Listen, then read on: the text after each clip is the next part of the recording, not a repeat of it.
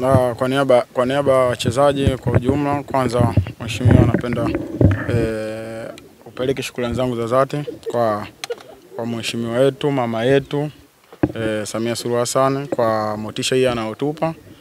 Kiukweli inatufanya sisi tunazidi kufanya vizuri na tunazidi kuiwakilisha nchi vizuri. Sisi kama wachezaji kuelekea katika mchezo unaokuja tumejiandaa vizuri kwenda kuiwakilisha nchi vizuri, kwenda kutafuta ushindi mwingine mzuri zaidi ambao tuliopata katika mchezo wa ugenini.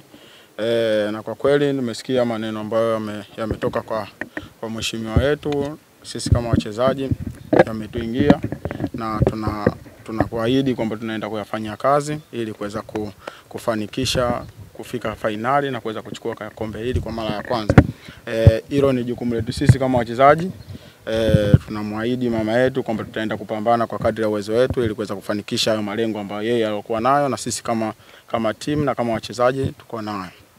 La mwisho, na nitakie kila laheri katika uchaguzi mkuu mama yetu, Mungu amtangulie ili aweze kupata ushindi katika uchaguzi mkuu. Asante.